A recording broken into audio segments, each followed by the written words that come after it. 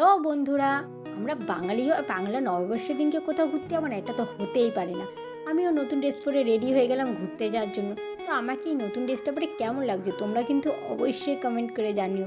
তারপরে আমি রেডি হয়ে বেরিয়ে পড়লাম ঘুরতে। সারাদিন ধরে অনেক চিন্তা করেছিলাম কোথায় ঘুরতে যাব। লাস্ট অবধি ডিসাইড করলাম আমার বাড়ির সামনে এখন অত সুন্দর একটা ঘোরার জায়গা আছে, আমি অন্য কোথাও কেন যাব।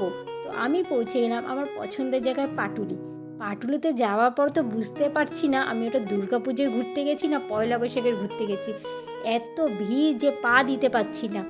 খাবারের দোকানে তো কোনো কথাই হবে না, এত লাইন পড়েছে যে ওইখান থেকে খাবার কিনে খাবার ইচ্ছা আমার একটুও ছিল না। তাই আমরা এগিয়ে গেলাম।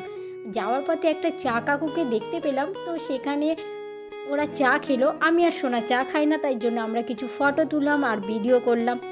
আমি তো বলতেই ভুলে গেছি, আমরা তো পাটুলিতে একা যাইনি, আমাদের সঙ্গে কিন্তু সোনা আর সুজয় গেছিলো। ওরা সবাই চা খেলেও আমার নজর কিন্তু ছিল কোনো জায়গায় চেয়ার ফাঁকা আছে কিনা। কত হাঁটবো, আমার পা ব্যথা হয়ে যাচ্ছিল যে।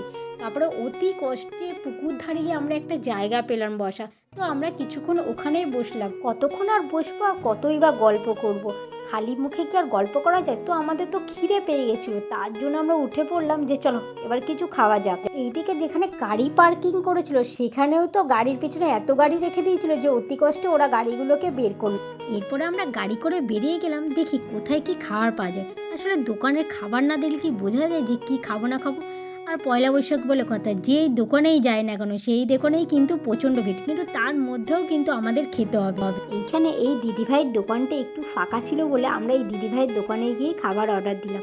এইদিকে খাবার অর্ডার দিচ্ছে, এইদিকে সোনা সুজয় ভীষণ মারপিট করছে, কারণ ওখানে এক জায়গায় খিচুড়ি দিচ্ছিলো ঠাকুরে। তো আমার আর সোনার ওইটা খেতে হবে, ওই জন্য আমাদেরকে নিয়ে যেতে হবে।